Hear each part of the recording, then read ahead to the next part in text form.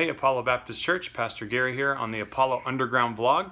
I just wanted to tell you that you're doing a great job following with the Bible reading plan, especially if you're going all the way through that Judges piece and the 1 Samuel piece. And so we're all the way up to, by the end of this week, you're going to be all the way up to like the middle of chapter 13.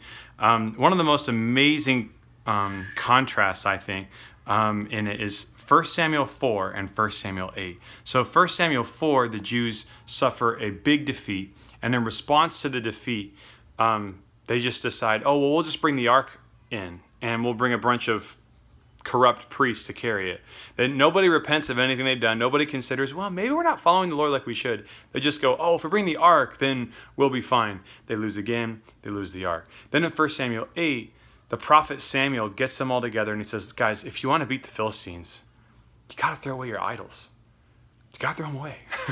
You can't just magically make everything go away just by following a bunch of rituals. Like, throw away your idols. And so they all do this big revival, and it's amazing. And as soon as they do that, they win. So I hope this has been a blessing to you. One common question that I think I want to really answer about the services. So we have August 16th service is coming up. So we have, if this is your turn to come to service, I hope you're excited. We have a baptism and 2 other people joining the church. So that's really exciting. But one thing that I think we're wondering is, that I hear is, do I have to social distance from my friends when I'm in the service?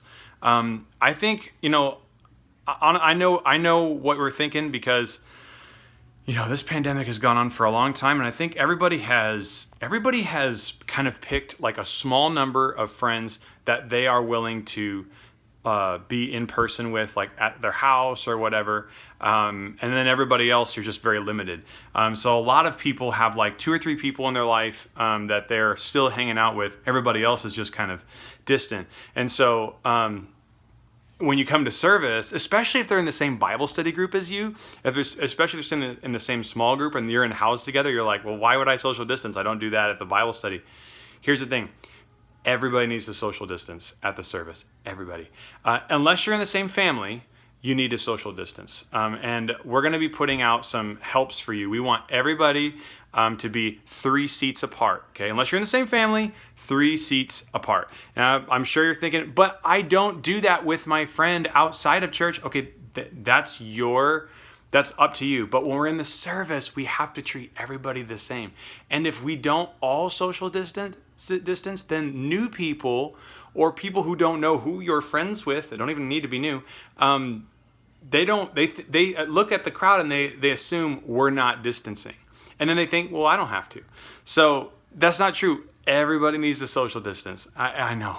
I know. It might think that, well, we're at the same house together for Bible study, so isn't it different? No, not in the service. Everybody's got to be the same.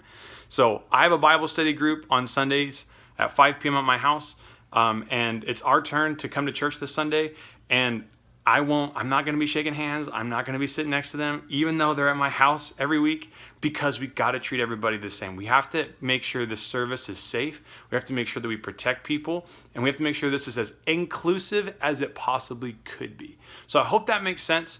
I'll talk to you again in a little bit. Otherwise, you will see me at the service, and I might see you.